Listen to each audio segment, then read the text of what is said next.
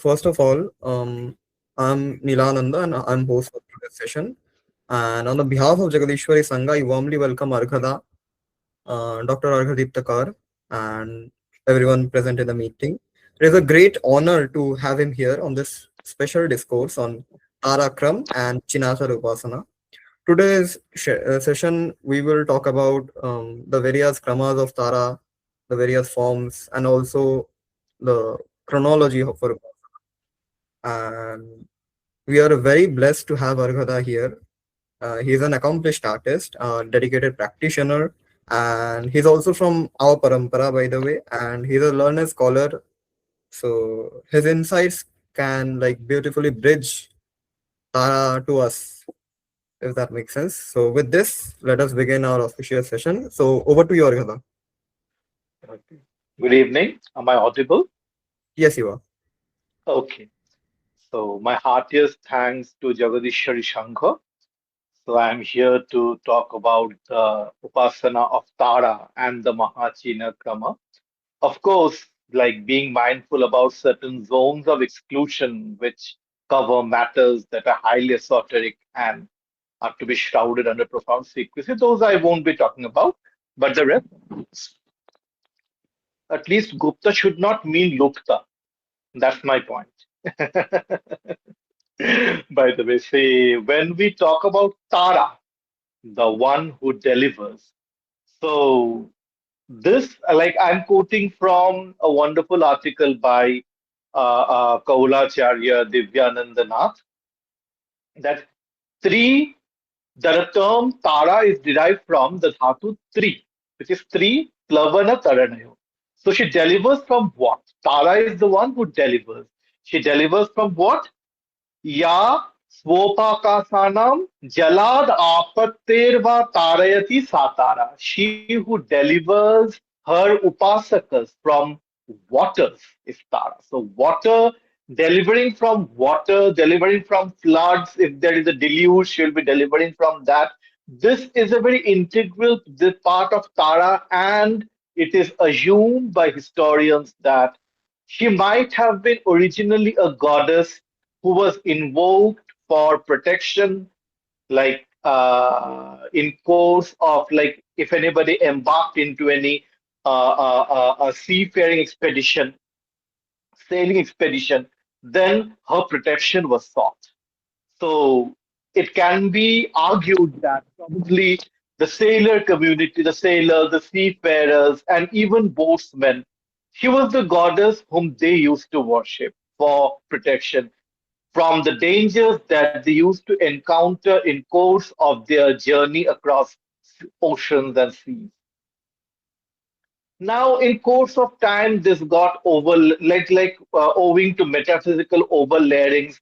This water became a symbolic of the ocean of existence, and she is the one who delivers from that. And you remember, like what the dhyana of Tara, how she described there, that the entire setup is within Vishwavyapi,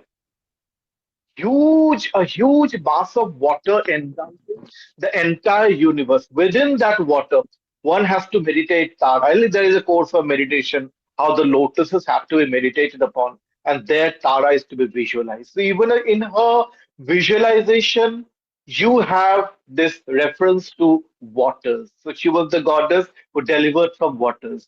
And there is a dhyana in the Nityotsava which says that Nauka Singhasana Sthitan Shakya Darshana Devatam, Shakya Darshan, Buddhist Darshana, Shakya Darshana Devatam, Jalapat Shamanim Vande, Jalapat Shamanim, she who delivers from water, Tara Vadi the Mechikam, she who delivers from waters, Jalapat Shamanim. So, and even in Buddhism, when you have all the multiple forms of Taras and their functions, these functions are often related to her activities, like the activities of delivering her devotees from from various spheres, and these fears include the fear of water as well.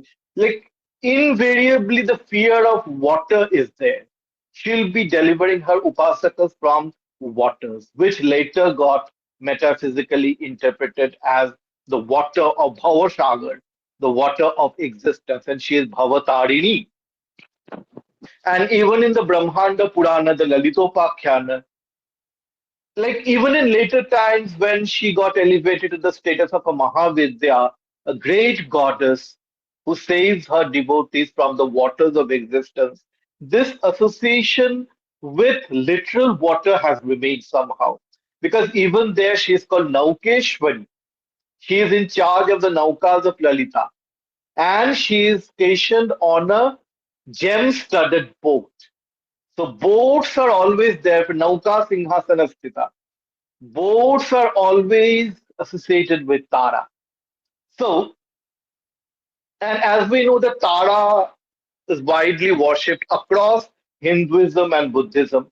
Now, there is a like never-ending debate as to whether she entered into Hinduism from Buddhism or into Buddhism from Hinduism. That's a never-ending debate, quite a tedious one, and I won't want to enter into that. But one thing we need to remember that whether Tantra came from Buddhism to Hinduism, Alexis Anderson is like in support of the view that it went from Hinduism to Buddhism whatsoever. Whether Tantra, well, but my opinion is it was never a linear process. These cultural exchanges are never a linear process. Then, when we say Tantra, be it Buddhist, be it Hindu, it is never a part of the mainstream religion. It always incorporates deities from the margins. So Tara was a deity who was locally worshipped, and from there she was incorporated into Hinduism, into Buddhism independently, and again there were exchanges. But however, in the case of certain deities like Tara or Chinnamasta, here we can at least assert that they entered into the Buddhist pantheon first and then into the Hindu one. Now, because particularly Ekajata Tara, whom we have in the Mahavidya scheme, now she features in texts in ancient Buddhist texts like the Sadhana Mala, and even in the Gujya Samaj Tantra, she has a very important role in such tantras. In Buddhism, she is the Shakti of Avalokiteshvara. Like there is a narrative that she was born from his tears, his compassion, a form of his compassion. Now, historically, well, the contribution of Atish Dipankar in popularizing her cult must be referred to because he was the one who translated all different books from Sanskrit to Tibetan. Then, of course, we are here to talk about the Mahachina the Mahachina Krama. So, what is this Mahachina or the Mahachina Krama? Now, geographically, Mahachina is said to be located toward like adjacent to the Manasarovar and Kailasha. There is a place called Rakshasatala, and toward the north of Rakshasatala, this Mahachina is said to be located. And we are quite familiar with Vashishta Muni's experience of like how he got introduced to Mahachinacharya. Still, for those to whom the subject is new, I am just explaining it that it is there in this Tara Tantra that when Brahma first he imparted the mantra of Tara to Vashishta, and he asked him to perform sadhana, but he did not instruct how to do it. Vashishta, he followed the path of purity, the Vedic path, and went on performing this sadhana for 6,000 years. But Tara, but he couldn't, but the but like he was far from attaining his accomplishment. Then ultimately, he again approached Brahma. He said, "Oh, Father, what mantra have you given me? It does not yield any fruit." Brahma said, "No, this mantra only will yield fruit for you. Go and perform sadhana." Vashishta went back again to Kamakhya. And then, when he was performing sadhana for a long time, 6,000 years, so what happened? Ultimately, he got irritated and he cursed the mantra that this mantra will never fructify. Then he heard the voice of Tara that, hello, you don't even know how to worship me. And you have cursed me just like that. Go to Mahachina, there, Buddha Rupi Janardana. Mind you, this is not Shakyamuni Buddha.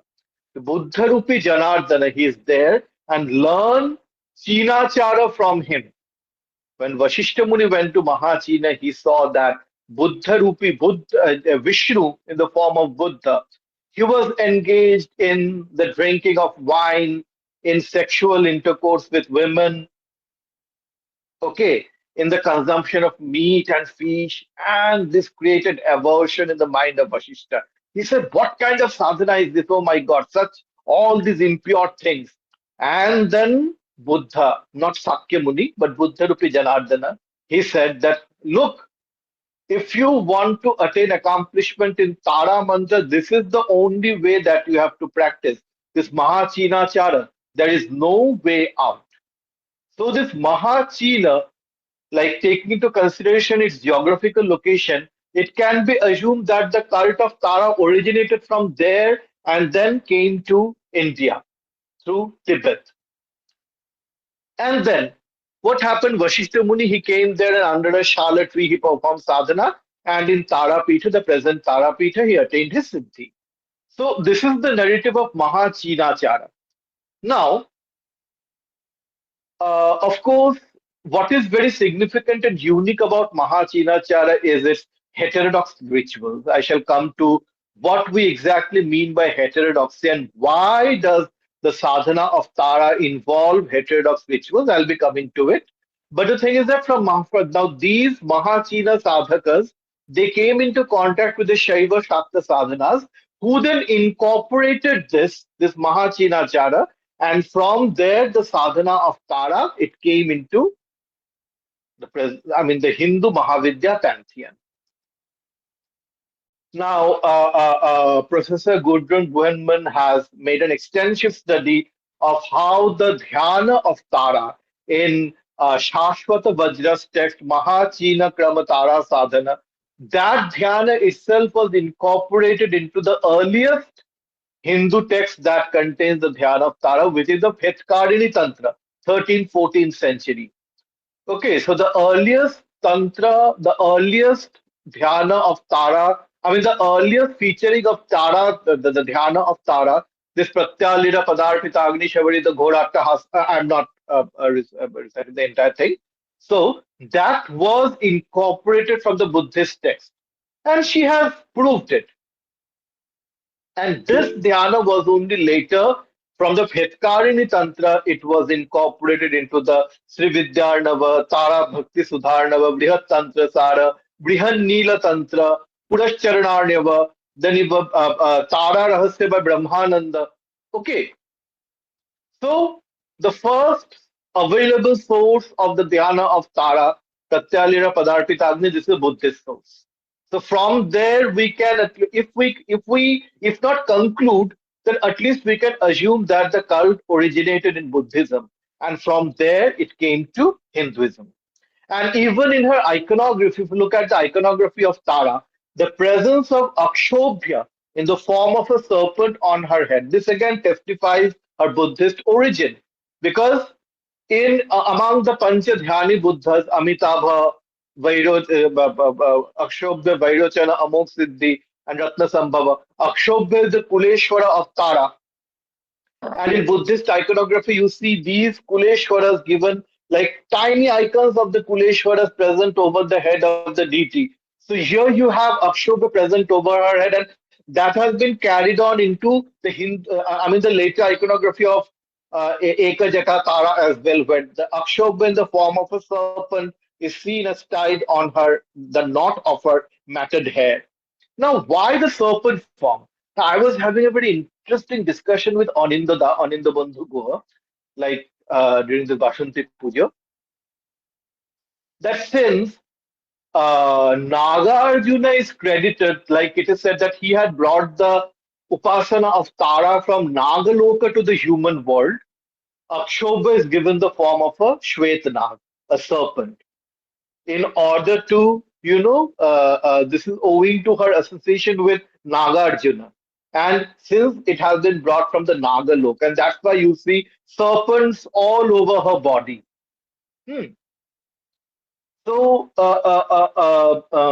and also the Pancha Mudra on her head, the five skulls that are her adornment, the head adornment. They are also interpreted as the five Dhyani Buddhas. Although in Hinduism they became the five devatas, Brahma, Vishnu, Rudra, Ishvara, Sadashiva, the deities presiding over the Panchakritya.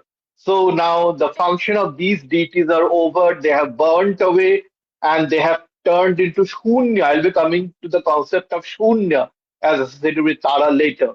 So now they are in the form of skulls above her head. Amongst her form, so what is the primer, like in the Hindu pantheon, when Tara became one of the second most Mahavidya, the second Mahavidya amongst the, like in the Mahavidya pantheon. So here, amongst the multiple forms of Tara, the three primary ones are Ekajata, Ugratara, and Neela Saraswati. And of them, Ekajata is said to be the Prakriti, the source, from whom the other two forms have emerged. Okay, and there is also another form called Leela Saraswati, which is Leelaya Vak Pradacheti Tena Leela Saraswati, not Neela Saraswati, Leela Saraswati. Agam Tattva Vilas gives this gives an account of these forms. Vidita Neela Varnatva Tatha Neela Saraswati. She is Leela Saraswati, that she playfully confers on her devotees Vak Siddhi. That is why she is Leela Saraswati. And again, she is Neela Saraswati owing to her blue color. There is another narrative why her color is blue. Pradhanaika Jata Yasma Tasmadeka Jata Shiva. Because, and that is her prime form, because she has one jata over her head, and this jata is Rudra. Rudra's Adya Kalpe Mukta Kishwar. I'll be coming to that later. Tarakatva Sada Tara Sukha Moksha Pradayini Ugrapa Tarini Yasma Dugratara Prakritita. Since she delivers from fierce troubles, she is called Ugratara. Evam Nigadita Vidya Tarini Sarvasiddhi Sada.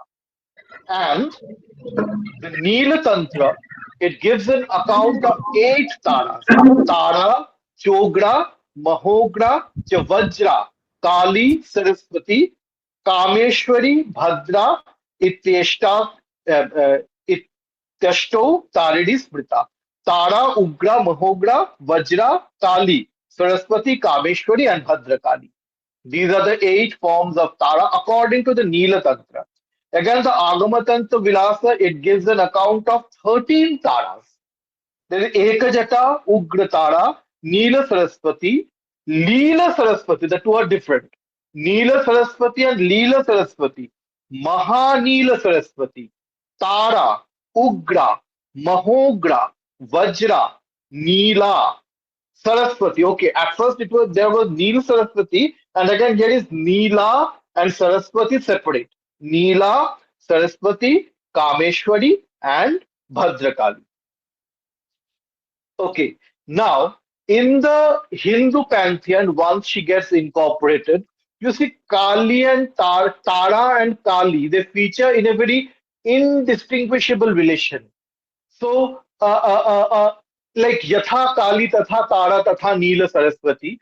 So, even when a hierarchy was created amongst the Mahavidyas, Kali Tara Mahavidya Shorashi Bhuvaneshwari Bhairavi Chinnamasta cha Vidya Dhumavati Tatha Bagala Siddha Vidya cha Matangi Kamala. So, Kali Tara are Mahavidya. From Shorashi to Dhumavati, they are Vidya. And Bagala, Matangi and Kamala are Siddha Vidya. So, Kali and Tara have to be kept at one platform. And Kali and Tara is said to be essentially one, the same thing, because they both represent Shunya. They preside over the Shunya Tattva, the ultimate void. What is this void? I'll come later. But before that, let me talk about certain narratives as to Tara. Okay, the 13 names of Tara. Ekajata, Ugra Tara, Neela Saraswati, Leela Saraswati, Mahaneela Saraswati, Tara, Ugra, Mahogra, Vajra, Neela, Saraswati, Kameshwari, and Bhadrakali. Okay, is it clear? Okay. So the Takaradi Sahasranama Stotra, it gives an account of how Tara, at first, after the dissolution of the universe, now she stationed herself in three voids, not Panchashunya here. Here it refers to three Shunyas, in three voids as the one Brahma. And later from her yantra were created Brahma, Vishnu, and Shiva. And after, and then her thousand names were revealed to them. And after Brahma, Vishnu, Shiva, they recited her thousand names. They were in charge, they were entrusted with the charges of creation, preservation, and then dissolution. And in the Tara Rahasya gives an interesting narrative which equates Tara with Kali. That in the Nigama Kalpa means Nigama, where Devi is the speaker and Shiva is the listener. In the Nigama Kalpa, so once in Manidvipa, Rudra and Mahakali, they were having a conversation. Rudra was asking questions and Kali was answering. What happened in course of this conversation? Rudra started to answer such matters which could not be revealed to the earth. So Brahma and other gods got anxious.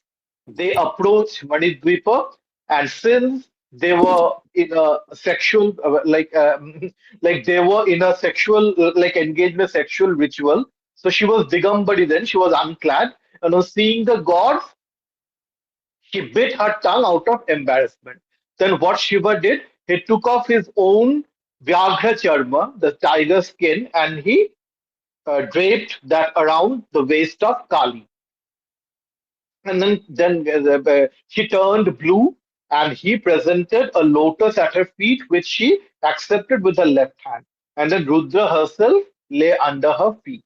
That is how. And then she tied her hair, jata over her disheveled hair over her head into one knot, one jata, and used Rudra in the form of a serpent to tie that. So you see, in Hinduism, Akshobhya is interpreted as a form of Shiva only. That the one who remains steady even after consuming poison, the Torala Tantra says, is called Akshobhya. So it is a Hinduization of Akshobhya. So here too you see that Shiva, she made him into her jata. So Akshobhya here becomes a version of Shiva only. Okay. So how Kali and Tara they get equated here. And then when Shiva asks her about why did she fail as if this is her Leela. This is her Leela. She should not feel shame. She is above all these things. But this is her Leela. She had to reveal this form, this Tara form. That is why she just enacted this game. It is all her game. Okay. Then what happened? Rudra asked her about the deepest secret of Kaulachara. She said that every male entity is you and every female entity is myself. So wherever there is any union, it is you and me only. There is nobody apart from us. So you see, there is nobody apart from her. So her biting her tongue out of shame is just a play and nothing else. Okay. And the story of Neel Saraswati is a little disappointing for Devi Upasakas because, according to that story, Saraswati was once kidnapped by two asuras. And they put her inside a, well of venom in Patal Loka. And then Vishnu had to intervene to rescue her. He killed this Halahala and Hayagriva. He killed the demons in the form of his Matsya form. And then, and like Saraswati was tied by the Asuras with the serpent noose. And she was put inside that well. And she was almost dead. She was out of her breath. She was almost about to die when Vishnu rescued her. And with the Shat Kaushika mantra, six mantras, he infused life into her dead body. And then when she regained senses, she was disappointed by her black color owing to this venom. This halahala, her body had turned blue. He said, what will happen to me now? I have turned blue. Then Vishnu consoled her, look, the sky is blue, myself am blue, Indra is blue, blah, blah, blah. So this form of yours will become Neel Saraswati, almost like a consolation prize. So this story might seem disappointing for Devi Upasakas, but of course, then having said that, you shouldn't go by the literal accounts. You should always look at the inner hidden symbols. That Saraswati is nothing but Vak, and here Vishnu is the Guru. Vak is always in a fallen state when in the Vaikhari form, and from here only Vak is rescued by the Guru. Okay, that's how you need to interpret the story. One more narrative is that, and this in somehow echoes the her birth from her like the Buddhist tale of her birth from Avalokiteshwar's tear, that Tara was actually she was born in a lake called Cholan towards the northeast portion, like direction of the Mount Meru, north west, sorry, not northeast, northwest direction of the Mount Meru. There is a lake called Cholan, and there the effulgence of Shiva's upper face, it fell there, and because of that effulgence, her body turned blue. Okay, and she performed tapasya, she performed japa for 3 long yugas, and therefore she became Neela Saraswati. And Shiva appointed a portion of himself called Akshobhya for her service, and he became her rishi. You see Akshobhya over her head in the Buddhist iconography, he is the Kuleshwara. But in the Hindu pantheon, in the Mahavidya pantheon particularly, where she is the supreme deity, she is like Kali, she too is the supreme Mahavidya. There cannot be anybody, any Kuleshwara above her head. Then Akshobhya is interpreted as a rishi here because well I should not actually talk about where the position of the rishi is, but that is interpreted. But those who are initiated, you can get my point, right? How Akshobhya became her rishi from the Kuleshwara, he became the rishi here. Okay, and she is the devata. Now, uh, uh, um, I in the Hindu pantheon, where Kali gets equated to Tara, let me tell you, in order to understand the Krama of Tara, we must have a little discussion about the Krama of Kali as well. We see that among the 3 Kramas of Kali, the Kadi, the Hadi, and the Krodha Krama, the dhyana of Kali in the Krodha Krama is very much similar to that of Tara, except for the presence of Akshobhya over her head. Everything else is like that of Tara. I'm just reading the dhyana. This is not Tara, this is Kali in the Krodha Krama. नील नीरज संकाशाम प्रत्यालीढ़ पदस्थिताम चतुर्भुजाम त्रिनयनाम खंडेन्दु कृत शेखराम लंबोदरीम. Who is Lambodari? Tara. लंबोदरीम विशालाक्षीम शिव प्रेतासन स्थिताम दक्षिणोर्धेन निस्त्रिण वामोर्ध नील नीरजम. She holds the blue lotus in her left hand, the upper left hand. So how can it? It's not the Dakshina Kalika icon, but the deity is Kali. The iconography resembles totally that of Tara. Kapalam dadatim chaiva dakshinatha cha katrika. Kapala, and then, oh, this Ganapatya point, please, please, please, spare me, spare me. Help me. God, Tara, help me. Tarini, help me. I am not here to get into this filthy issue. I'm sorry, I shouldn't say this controversial issue. Hmm. If you want to discuss me about that, please spare me. Then, Dakshinatha Katrika. The lower right hand holds Katrika. Nagashtakena Sambadha Jatajutam. She has the 8 serpents associated with her. Do you ever see the iconography of Dakshina Kalika accompanied with the 8 serpents? Do you ever see? But here Kali has 8 serpents. Sambadha Jatajutam. Kali is Muktakeshi, but here she is called Jatajutam. Raktavatsula Netrancha Pravatya Dashanojwalam Vyaghra Charma Paridhanam Gandhashtaka Pralipipam. Evam Sanchintayat Kalim Sarvavishta Pradam Shivam. This is Kali, not Tara. And have you ever wondered now this stotra has become, clichédly popular owing to social media. This hum hum kare shavarure neela nira jalochane. It has been clichédly popular, I should say. Okay. Have you marked the iconography? Pratyalire padabhire kharve lambodari. Kapala Katriki Kapala Katri Dhare Bhime Kalikai Namo Khadve Lambodare Bhime Kalikaya Namostute. Okay, yeah, I have it here. Lalajiva Haraloke Vyaghra Charmam Baradhare Kharga Katri Kare Dhare. How have you ever seen Kali holding Kharga Katri? Kapalendivare Vame Kalikaya Namos. The Kapalendivar, Kapal and Lotus. We keep on singing the song, but have you ever marked what iconography is given here? Is it at all the iconography of Kali? It is that of Tara. But it is the Kali of the Krodha Krama. And you see the first two words. I am just making the Anuspar into ma, okay, in order to avoid reciting the bija. Hum hum kari. So you get the bijas here.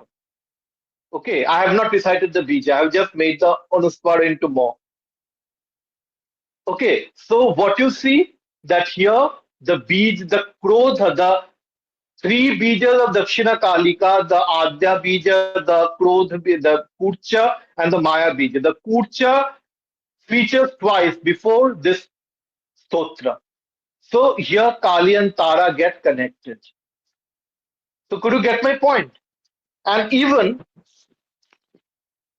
Kali and Tara are inseparable like Shiva and Shakti. The Shakti Sangama Tantra gives a clear account that when Kali is Shiva, Tara is Shakti. When Tara is Shiva, Kali is Shakti. And they're inseparable. Jatha Kali, Tatha Tara, Tatha Neela Saraswati.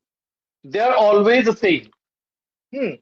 And what connects Kali and Tara actually? It is a very concept of Shunya. You must have heard that shloka, Pancha Shunya Sthita Tara, Sarvante Kalika Sthita.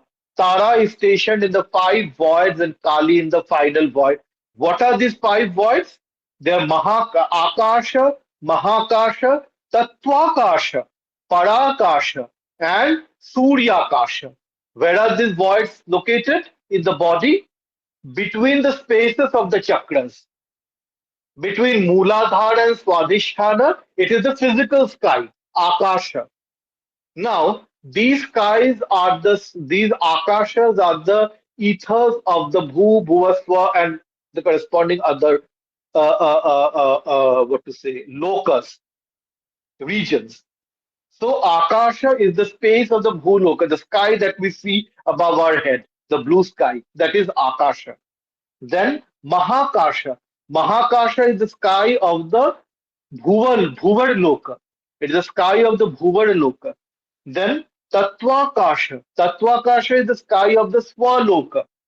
Then Parakasha and Suryakasha are the Tapa, the other, the Bhu, Bhuvasva, Mahajana Tapa, yeah, Satya. So the of every single loka there is an akasha, and the first five lokas, the akasha of the first five lokas are these five akashas. And what is Kali then? You have cut across the Mooladhara knot. You are in the position of the akasha. Then you have crossed the Swadhisthana. You are in Mahakasha. Then you have pierced through the Manipura. You are in Tattvakasha, the Parakasha. Then you have pierced to the Anahata. You are in Parakasha. Then finally you have pierced to the Vishuddhi. You are in the Suryakasha. Then after you have crossed the Arghya Chakra through the nine Vishu, so this much is the zone of space. Tara presides over space. Kali is the one who controls time, who transcends time, who presides over time, at the same time she transcends time. Similarly, Tara, she is the controller of space, she presides over space. So these five regions are associated with space, and this is the domain of Tara. And after you have crossed this, after from the Arghya Chakra, Bindu, Ardha Chandra, Nirodhini Nath, all these nine, this subtle chakras, you should say. You have pierced through them. You reach the Sahasrara, that is the final Shunya, and that is where you attain the ultimate Nirvana. And that is where then there remains no difference between Brahma, with universe, and the Jiva, and Ishvara. Usually, we put Brahma, Ishvara, universe, and Jiva in a hierarchical order, right? This entire hierarchy dissolves when you enter into the void of Tara. So, space and yes, they have to be done simultaneously. So, space and time are respectively associated with Tara and Kali. Now, I was talking about the Jata of Tara. Now, this is given in the Sarvolla, this Neela Tantra only, that in the Adya Kalpa she was Mukta Keshi, and then Mukta the. Why does Kali have her hair visible? And why does Tara have it in the form of a Jata, this matted hair? Because in the case of Kali, you are in the absolute void, which is beyond time and space, where the subtle vibrations in the void are totally flying free. And in the like, they are totally in a state of absolute transcendence. Okay, they're totally unbound there. And then gradually they condense into one single point. You become within the void of Shunya, within the void of Nirvana. You become aware of the first flash of Aham, which is not the Jiva's Aham, which is the Aham of Shiva, the Purna Aham of Shiva. That is where you become Tara. The hair, what to say, the hair which is flying around, it condenses into one jata. The space that was, I mean, the consciousness, the Samvit yoginis were flying were flying at like at an absolute equilibrium, now have condensed into one single, have converged into one single point of ahanta. And that is why you see Shiva born from the womb of Kali, and she is holding her womb of Tara, and she is holding her in her arms. What does Kali do? She devours Shiva. She devours Mahakala. And what does Tara do? She gives birth to him. Okay, so they complete a cycle together, Kali and Tara. So Kali is Shiva, she presides over dissolution, and Tara becomes Shakti. Again, when Tara devours Shiva, Kali gives birth to Shiva. So it depends upon the krama, the mantra krama, which the way your guru has imparted the mantra to you. It depends all upon that. And then let's come to Cīnācāra, which is the most important part of the discussion today. Now, when we talk about Kaulachara, you must be knowing that every single Mahavidya has her own variation of Kaulachara. And that is how you have 10 different kramas for 10 different Mahavidyas. For Kali, it is Mahanila Krama. For Tara, it is Mahachina Krama. For Chinnamasta, it is Divya China Krama. For Tripura Sundari, it is Gandharvakya Krama. For Shorashi, it is Mahagandharvakya Krama. Shakti Sangama Tantra treats Sundari and Shorashi differently. So I have to, put that in that pattern only. For Bagala, it is Saubhagya Krama. For Bhairavi, it is Jiva Chakra Krama. For Dhumavati, it is Mahadhumra Krama. Matangi, Raja Marga Krama. And Brahma Bhava Krama, Divya Bhava Krama, and Pashu Marga Krama for Kamala. Okay, so Bhubanesh, I think here Mahagandharva Marga is for Gandharva for Sundari Krama. I don't know if anybody has got an idea, please clarify it. And Mahagandharva for Shorashi, I think what is for Bhubaneshwari. So whether whether Bhubaneshwari has been designated as Sundari or Shorashi, I'm not very sure over here.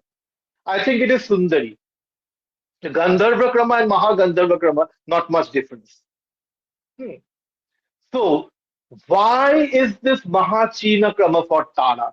And what is so very special about the Mahachina Krama? Now I come to the whole point of the heterodox and the orthodox.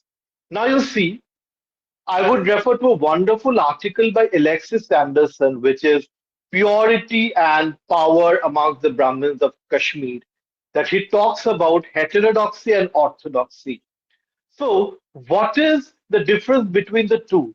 The orthodox is the system that conforms to the set given rules that is mainstream, like maintained in the mainstream, and the heterodox is that which deviates from this and subverts, disrupts this order of the orthodox. So you see, in Cīnācāra, the consumption of forbidden objects, the consumption of objects which are otherwise feared in the mainstream. The Panchamakara, the Madhya, Mamsa, Matsya, Mudra, Maitun that you have in all like almost all Kaula rituals. Why are these feared? Because they are considered to be pollutants. What is a pollutant?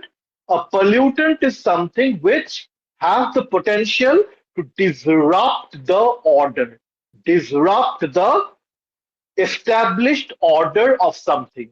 Suppose we have rotten food, what will happen then? The body will get polluted. It will disrupt the order of the body. So if you, when you consume the pollutant things, all these pollutant objects, what it does actually, it disrupts the order of the status quo. Because these things are always dreaded by the mainstream world. Okay, as polluted and they're forbidden. You have to avoid these objects. Now, why does Cīnācāra or why does this Kaulācāra in general accept this forbidden? I won't be getting into detail about Cīnācāra because that we should not do actually in a public discussion, course of public discussion. But the main philosophy of, I mean, the underlying philosophy of Cīnācāra, of course, we can discuss that. Now, when we are into the path of power, you see, in the Vedic path, in the Vedic way, the aim of all spiritual pursuit is to attain the state of stillness, purity, pure Brahma. The world is Maya, the world has vanished away. You are in a state of pure Brahma. There is no activity in that Brahma. But Tantra does not. Here, this we should keep in mind. The aim of Tantric sadhana is not the static absolute. Here, it is a dynamic absolute that you aim at. The dynamic absolute which can transform the entire physical, mental, vital constitution of your being instead of just escaping it and go like transcending the phenomenal world in pursuit of some abstract Brahma. Tantra never aims at that.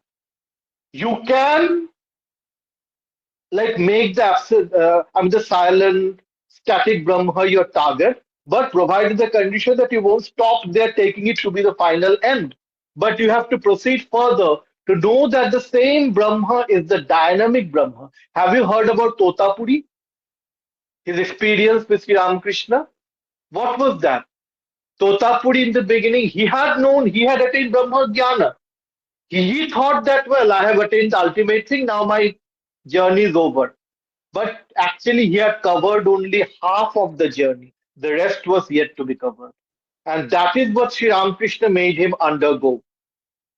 Okay, when Totapuri came to acknowledge the reality of Shakti, the dynamic one, and if you pursue and like if you make the dynamic absolute your target, she will take you to a point where the static and the dynamic become completely one.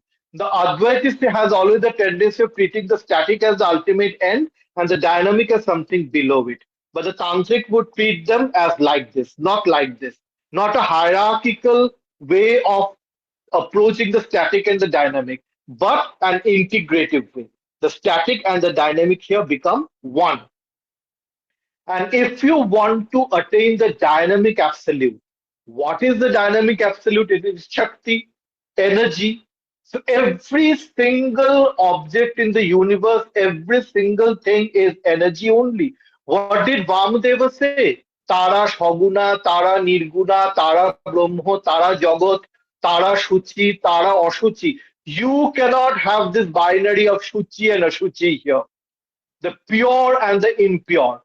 You must get rid of this conditioning, or else you'll get stuck only to the only to the what to say, the static aspect of the absolute, and you won't be able to know the other aspect, which is the dynamic one. But the dynamic one will will integrate the whole of the absolute, both the static and the dynamic. Okay. Now, when it is the path of power, tell me, whenever we avoid something which is pollutant, whenever we avoid something which is forbidden, what is the main reason behind it? That polluted object or that thing which is forbidden, this is like we call it pollutant because it has got the power to disrupt our order. So just imagine what tremendous amount of power is there. So you are in the path of power. You are required. So the entire universal energy, you are trying to have access to that. So can you avoid the things that are most powerful? Can you avoid them? Because you're pursuing the path of power only. So you have to encounter power in all its forms. That is why you cannot escape pravritti. You can never escape pravritti in this path. Because however you try to escape pravritti, taking recourse to the Vedic, I'll be coming to that. Taking recourse to the Vedic path, that pravritti is bad, pravritti is to be forbidden, pravritti is to be renounced. But tell me frankly, irrespective of all your attempts, all those who claim that they have transcended pravritti, can they actually transcend pravritti without addressing it? Can you transcend pravritti by escaping it?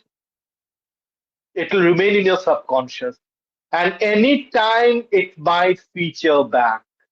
Any time, any moment it might feature back. Okay, totally jeopardizing your entire mental, physical balance. Even your mental health can be totally ruined then. So, what the tantric path does, instead of escaping from pravritti, it will address pravritti only. It will aim at transforming or sublimating pravritti to nivritti. Pravritti itself will transform into nivritti. Pravritti itself will get metamorphosed into higher divine energies. What does the Shaktananda Tarangini say? That the poison which has caused your downfall, the poison which has made you fall, the same poison will make you rise. Because what is the antidote of venom? What is the antidote of venom? Venom itself. Venom itself. Vishasya vishamaushadham. Vishasya vishamaushadham. The antidote of venom is venom itself. And that is why you cannot escape pravritti by taking recourse to the dry Vedic path. You have to address pravritti. But, under a totally controlled condition and only under the instruction of the Guru. You cannot just experiment with the tantric path. Because here, this entire access to this path, this Cīnācāra, all these kramas that I have talked about, all these Kaula kramas that I have talked about, the entire access is access to this depends upon whether your guru has provided you the proper adhikara or not. It is very much adhikara dependent. It is very much whether you're competent enough to embark into this path or not. This will be determined by your competence. Okay. And who determines your competence?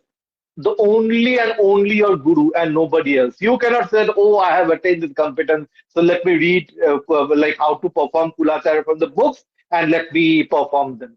You will totally ruin yourself. Totally will ruin yourself. You cannot do like that. Okay.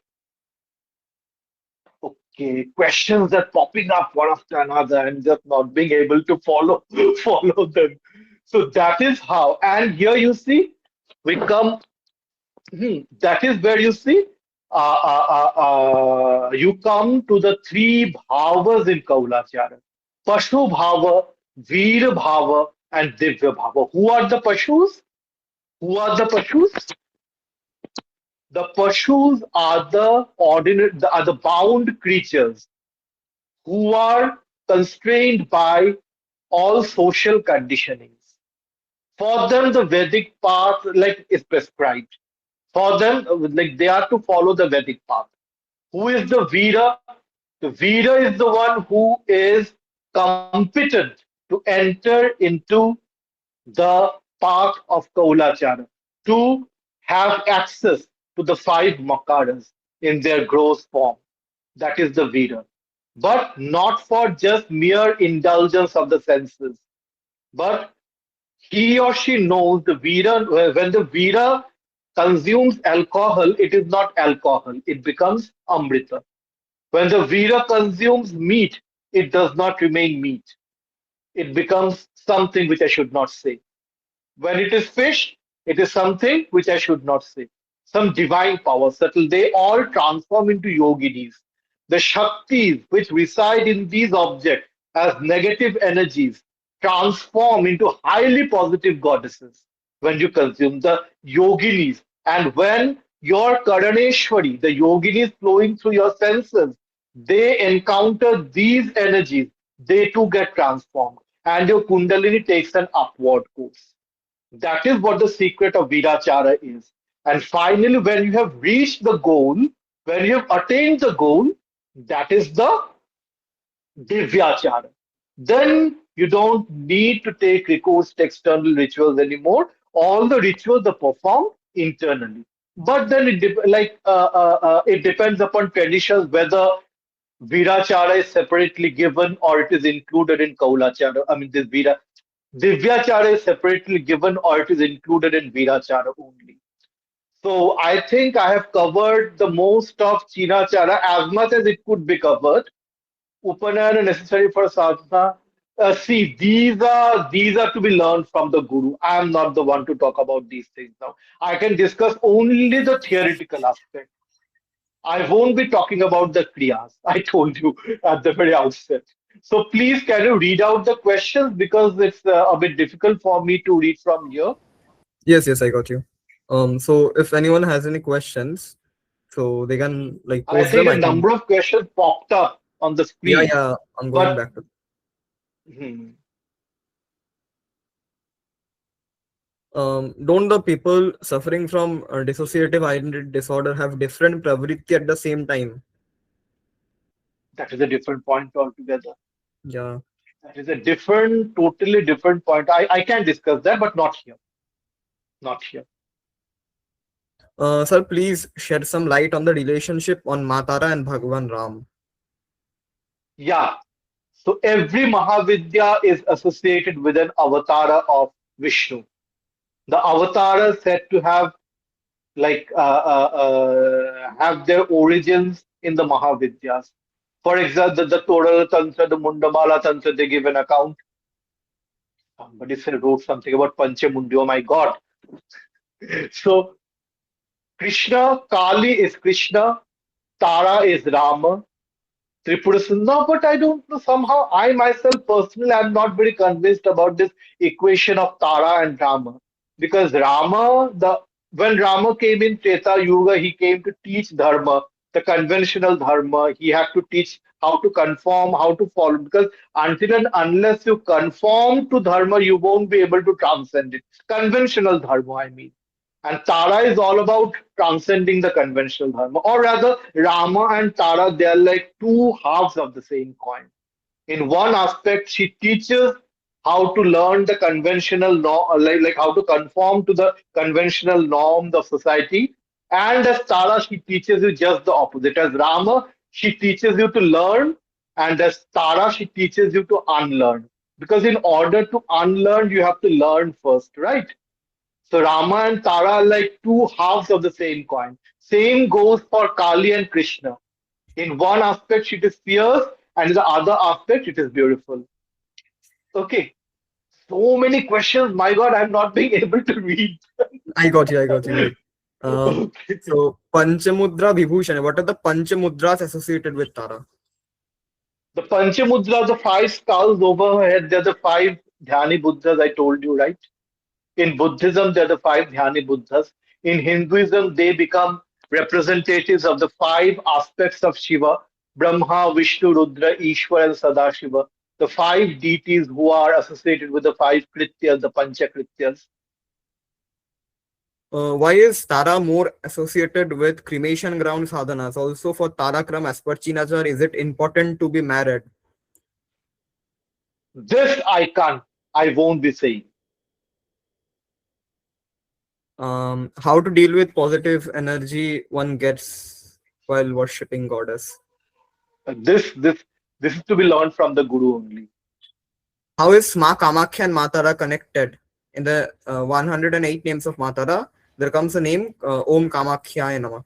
So how are they related? Let me give one hint. When Vasishtha Muni he cursed Tara, the bija of Tara, then when after Tara gave him the instruction to go to Mahachina, he repaired the mantra with one letter.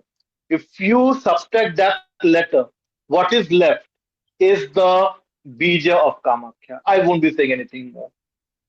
Okay. So there are like tons of different questions, and some include like stuff like Yoni Puja and something. So I'm just going to ignore No. the next. Yeah. So why do people encourage approaching Tara Devi before Kali? I think Something like that. Who said? This totally depends upon what krama is followed in your kula, what krama is followed in your guru kula. Nothing as such. do we If find your any guru instructs you that way, then it's like that. references of Tarapet in historical Bengali literature or inscriptions? For example, Pal Empire. No idea. No idea. I should confess. No idea. Relationship between Matara and Balaram. Mata and Balaram are they related? Tara is related to Rama. I mean, Treta Yuga Rama. Earlier, you mentioned that Tara used to be prayed by seafaring communities in the early days, but there is no sea in Mahachin Pradesh. So, how do they get to learn of this deity? The Mahachina evolved later. The goddess was worshipped beyond those regions, and she was incorporated into that thing. And you see, there were trade links between India, Malaysia, and Indonesia, all these countries. And Tara was worshipped. The worship was spread along those regions. Then, okay. Later, it was assimilated into the Mahachina Krama. Hmm. So, one who has Bhairav as Isht but loves Kali equally, how do they have to decide whether it's Shaivism or Shaktism? What should they choose? Ask your guru. Okay, so the next question is, for a Pashu, what can be done to please Matara? No, you cannot please her. You have to follow up the rituals prescribed for the Pashu only. Once a guru thinks that you are competent enough to enter into Virachara, the guru only will give you the permission. Okay, so the next question, I think it has to deal with the Bhuta Suddhi. The Katrika is depicted placed on the three lotuses, blue, white, and red. Please elaborate on that.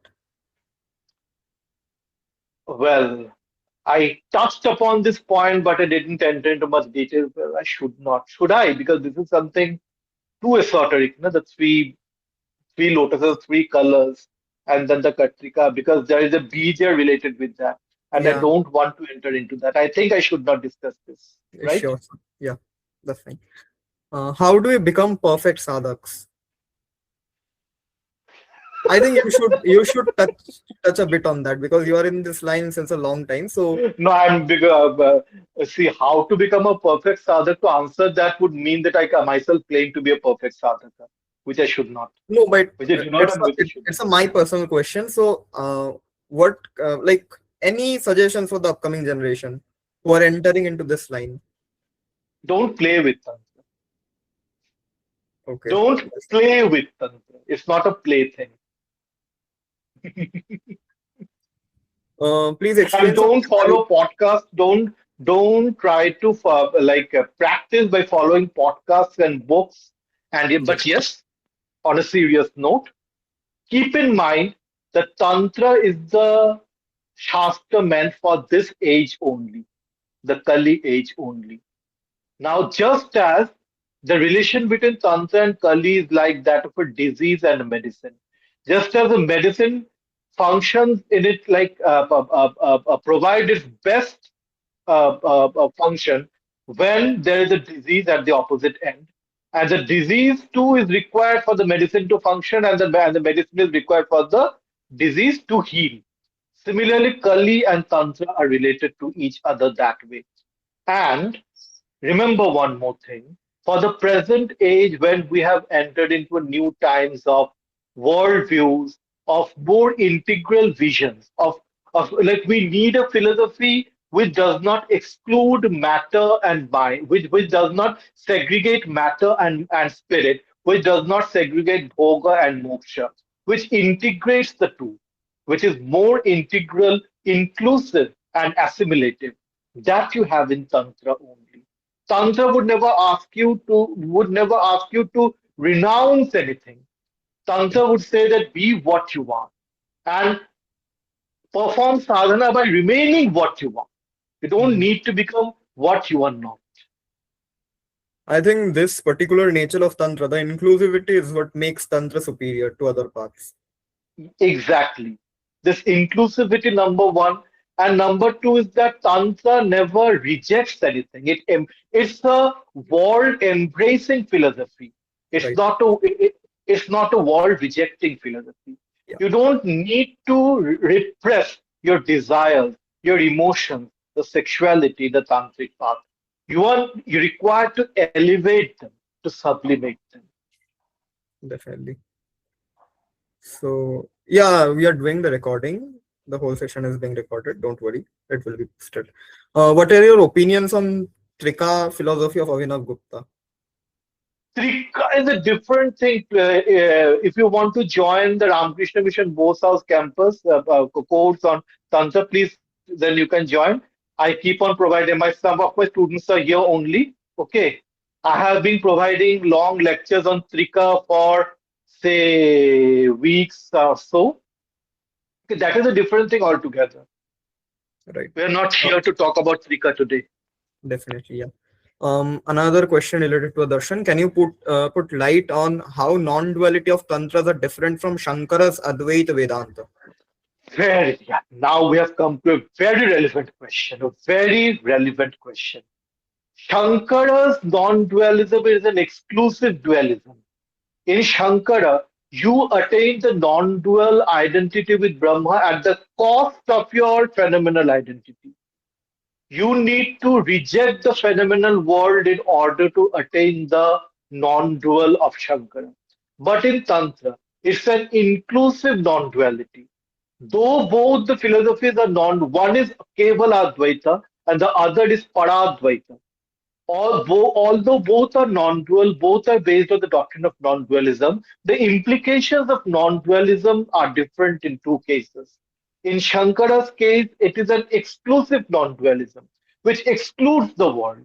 The world is rejected as Maya, as an illusory projection of a serpent upon a roof. And here, in the Tantric path, it is an inclusive one. The world is a manifestation of Brahma, a real manifestation of Brahma. And the Brahma here is not merely static. I have been saying this. Brahma in the Tantric path is not a static entity, it is a dynamic one. It is Shakti. It is Shiva Shakti. You might call it singularly Shiva, you might call it singularly Shakti. It's all synonymous, but it is a dynamic one Right. because it is vested with swatantrya. It is vested with vimarsha. It is vested with the absolute freedom or absolute or freedom of will or absolute autonomy to be or become anything as it chooses. Okay. Uh, Next question is: do we find Matara in any kram of Shri Kul? I Yes. think Arghada gave the Nityotsava reference. I gave the Nityotsava reference. Even Lalitopakhyan, I gave a reference to that. And Yeah. even if you look at Sri Vidyanarana and other texts where she is into the Amnayas of Srikula, the different forms of Tara, how they have been incorporated there. Earlier you said that Devi Tara resides in the Pancha Akasha, but between the chakras. But what resides between the Pancha Akash? The chakras, The Pancha Akash. I think he means the Pancha the, pan, Shunyas. the Panchashunyas reside between the chakras. So what reside between each is Shunya? The chakras. Chakras, yeah. Please explain the amalgamation forms of Devi Tara like Tara Pratyangira. No idea. Okay. Amalgamation DTs sell like hotcakes in markets. So no, every single day you have a new amalgamation DT. So I'd better, and it depends upon whether, and once the DT is out in the market, a BJ too comes out for that. But how much authentic are these amalgamations? That remains the point. Exactly. Yeah. With the complexities involved, doesn't it hinder the progress of a sadhaka who truly aspires to be the one with the divine? How can one That approach is this problem? that is why you need the guru. Yeah. The guru is there to, yeah, the guru is there in order to, reduce all these complexities. Hmm. Next is another. What is the difference between Buddhist Tara initiation and Utkal Parampara? I don't know about Utkal Parampara. I don't have much knowledge about that. Okay. So there are a lot of questions involving some personal stuff. So don't. We are not going to take that up here. Is there any story involving Tara and Ravan? The story which I told, yeah, Tara and Ravan, the story that I told about Kali becoming Tara, like in course of her, instructing Shiva in Kaulachara. That story refers to Tara Kali as the one who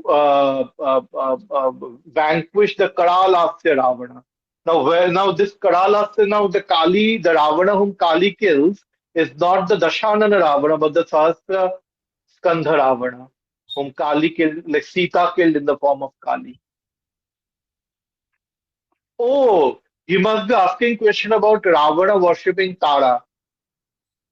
That question, because that serial Mahabali Hanuman, it showed that Ravana was the worshipper of Tara, right? Ah. You must be asking with reference to that serial. Yes, Yeah, could be, could be. I got the point. Next is I have listened to that to get Tara, one needs to become Sadyojat or Akshobhya like. According to you, how can someone become like Sadyojat? That is about attaining Shivahood. Yeah, Becoming Satyajata, becoming in order to attain Devi. What did she say? That there is no male in the universe other than Shiva. There is no female in the universe other than me. So to become Satyajata or Akshobhya or Satyajata Mahakala Akshobhya whatsoever, you have to become Shiva. Whenever you're worshipping Tara, some part of yours has become Shiva only. Otherwise, you won't be able to experience Tara. Whenever Shakti is with you, you have become Shiva. right. Notwithstanding whether it is Santan Bhava, Shiva Bhava, or whatsoever, you have become Shiva to a certain extent. What are Shiva Guna? Major Shiva Guna that sadhak should try to develop. Swatantrya, absolute freedom, infinite Ichha Shakti, infinite Jnana Shakti, infinite Kriya Shakti. When you see that you have attained that, then you realize that you have become Shiva. Infinite Ichha Jnana Kriya. Okay, so I don't. What does the Vyaghra Charma represent? I've seen such iconographies. Interesting question. See, the Vyaghra or the tiger represents valor, courage, right? Tara is associated with Veer Bhava. In the case of Kali, she wears the garland of severed human heads, sorry, arms. Like she has freed you from all karma. You're free from karma. And now you are to see her yoni, her lila. That all creation proceeds as a result of her lila, not the result of karma. Whatever you have in life, the state of Jivan Mukti. Then, but in order to attain that, you need to engage in the Veer sadhana. Now, what happens that now, whatever you do with the valor that I am Shiva, not as a bound creature. No more you are a bound creature. Now you are a tiger. You have the valor of Shivahood, the Veer Bhava. With that only she proceeds her left or right, whatever, depending upon the tradition, Pattalira posture. He stands in the Pattalira posture. That is the posture of an archer before shooting. So it is an alertness, an alert posture.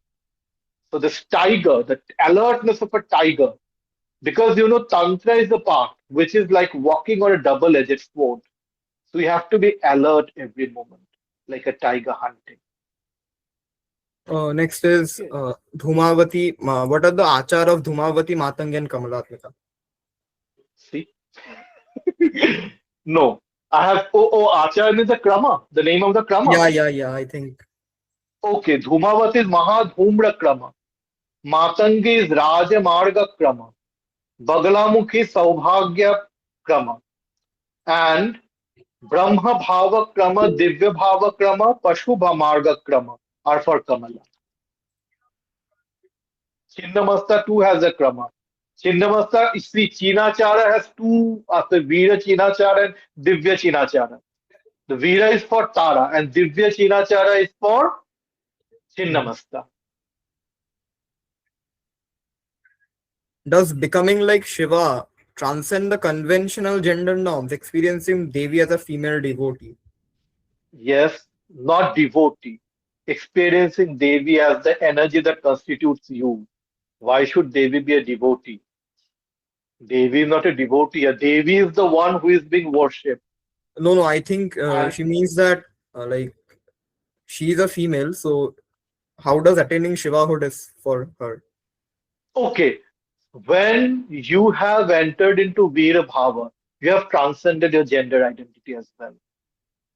You have transcended your gender identity. When we say that there is only Shiva and there is only Shakti, does that mean that the duality between Shiva and Shakti exists, or ultimately, after a certain point, even this duality vanishes? Shiva and Shakti. Even Shiva and Shakti are non-dual. They are not two. Ultimately, it's Ekaivaham Jagatyatra Dvityaka Mamapara. One of the Tara's Ashtottara Shatanam mentions Tira Rupa. Is that related to Sri Ram's arrow? Well, you might interpret that way. That's something that pierces ignorance. She is very sharp. Tara is very intense and very sharp. Tara's energy is too intense to handle. That is why she is Tira Rupa. So I would take this question last for today, since we have been doing this for a long time and we won't consume much of Arghada's time. So this is the last question. So Devi, Tara, and Kamakhya, two different deities. As I have heard previously, the Mukhya Achara of Kamakhya Pitha used to be Nilachar. Correct me if I'm wrong. See, yeah, you are correct. But then Kamakhya is more of a layered deity. In Kamakhya, you have Kubjika. In Kamakhya, you have Siddha Lakshmi. He is Siddha Kubjika, means a bit of Siddha Lakshmi, a bit of Kubjika. In Kamakhya, you have Tara. In Kamakhya, you have Tripura. In Kamakhya, you have Kali. There are multiple layerings of Kamakhya is a layered deity. But then at the root, Kamakhya is Kamakhya only. Kamakya is Kamakya. All these overlayings came later. But then Kamakya is Kamakya and Tara is Tara. Definitely. Thanks a lot, Aryo sir, for this amazing session. We have learned a lot about, I think, about Tārā-Krama and Cīnācāra, whatever could have been discussed about the Cīnācāra. And Whatever could have been discussed, yeah, because certain areas since we have won't be revealing the certain, Achara, of course. So, of course. so thanks a lot, sir, for your Thank you. presence. So, everyone, Jai Ma, Jai Bhagavati, Jai Ma. Jai Tu Tirthanath Parampara. Jai Shri Krishna Param.